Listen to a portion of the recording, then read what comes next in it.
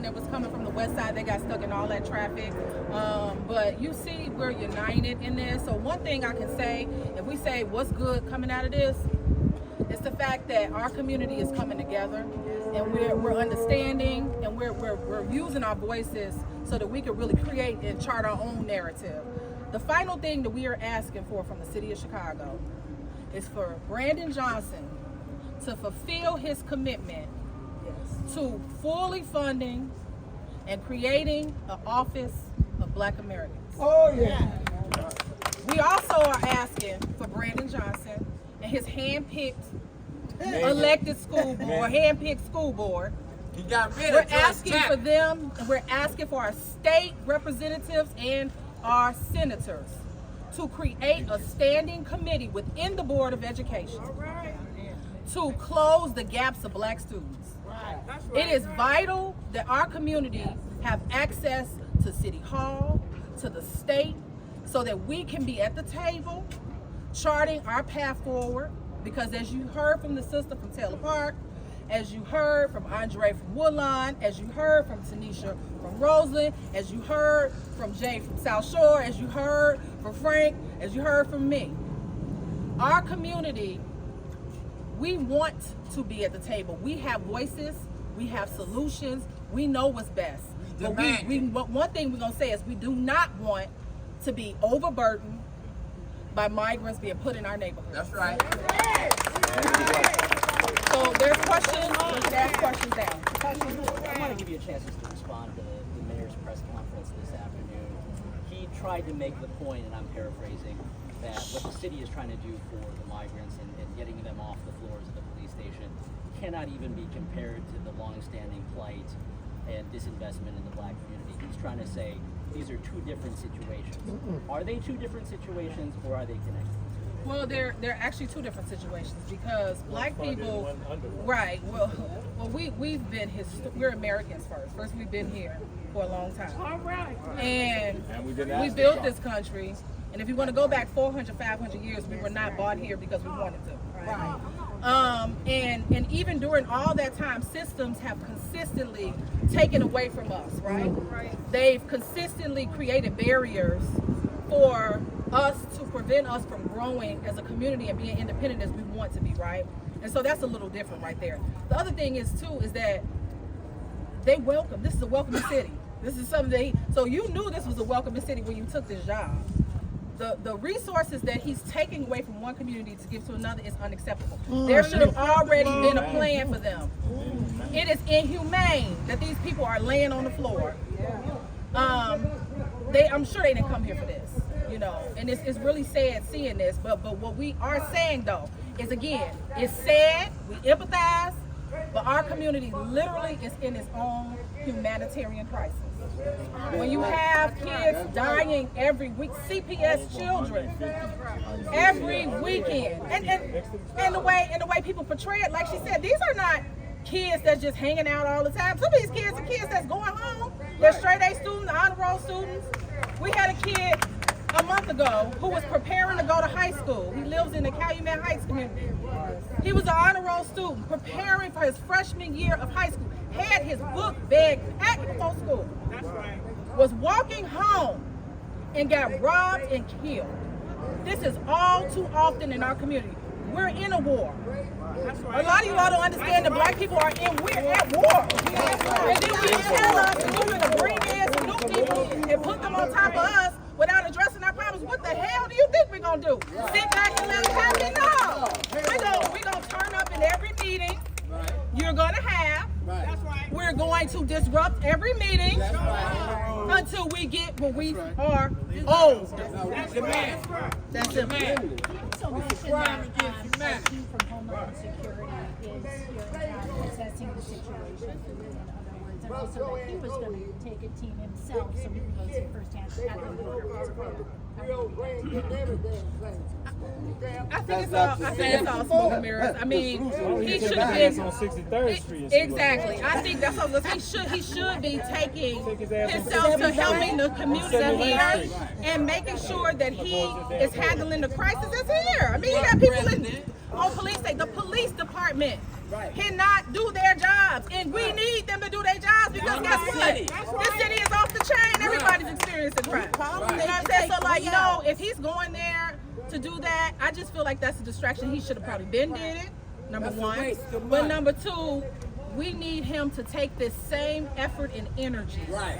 Stop them babies. To stop our kids from getting killed on the street and from our schools to be poorly funded, to be taken away from us, and for the unemployment rate of its citizens, of our citizens, to go up. Like, we need to see that first. I have a question for, I guess, Frank. What is the status of, you said the lawsuit was being amended and We amended, it's filed. So it has been filed? Yes, it has. It's amended. Well, it's a new lawsuit because we filed in Law Division. So we filed our first complaint. The city actually never moved any people in. So we had a victory, kind of, right? But now there's literally 200,000 more people coming, buses coming to Chicago every day. And we got word that they were going to move them in now, even though the city had already said, hey, it's kind of moved. We're not putting them in here. We're using other locations. So there's two issues there. One, I'm focused on this issue because that's what I'm hired to do.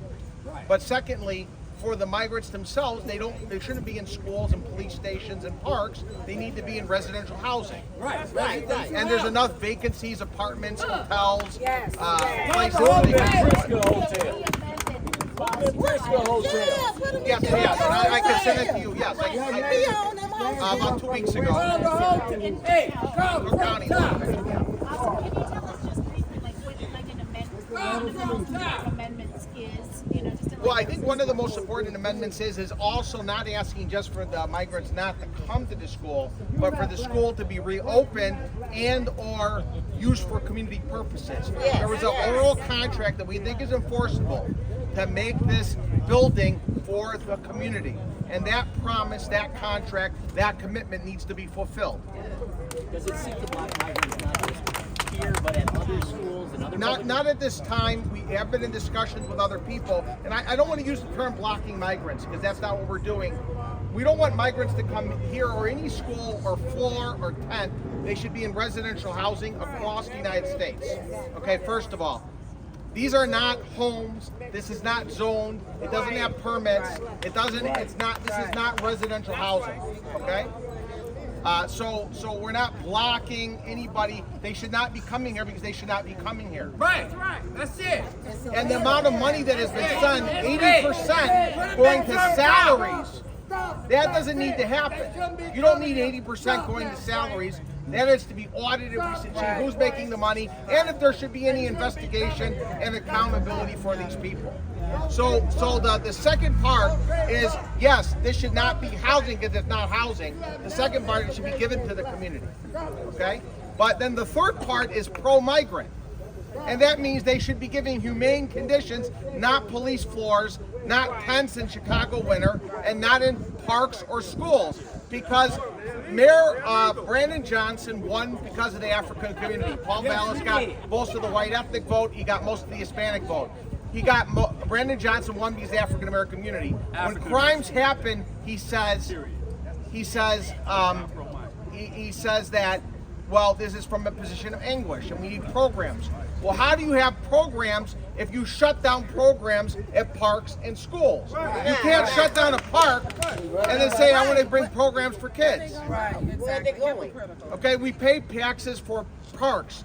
Doesn't mean the federal government can never help a migrant. I think they should. But it means they should be helped in a proper fashion by having programs for kids in the parks, schools for the kids, for the schools, and then putting people in proper housing. McCormick Center had 3,000 beds during COVID. They weren't even used, and ventilators.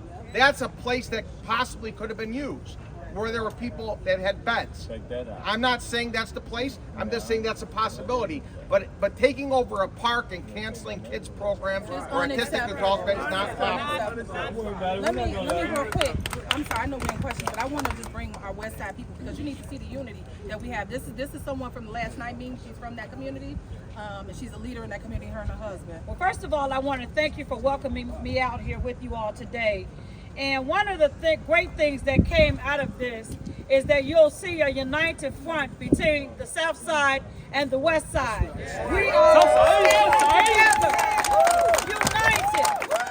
This is something that you've never seen before in this city. The South Side and the West Side come together for a common cause. I'm standing here tonight with buyer's remorse because I supported Mayor Brandon Johnson. I feel like a fool right now. I feel like a plum fool. But I tell you what, it's okay. Because as I said last night, you can slap us in the face by ignoring us today, but we are punching you in the face by ignoring you at the polling places tomorrow. We will not be disrespected. Now you think about this. I come from the same neighborhood that Mayor Johnson says he comes from. And you mean to tell me that you don't respect us enough to come and sit down with us and have a conversation? It's unacceptable. But that's okay, you see, because what you have done is you have caused us to rise up. You have caused us to come together. You have caused us to unite.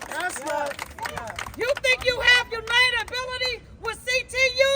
You haven't seen us. You haven't seen the monster that you have created. But we thank you.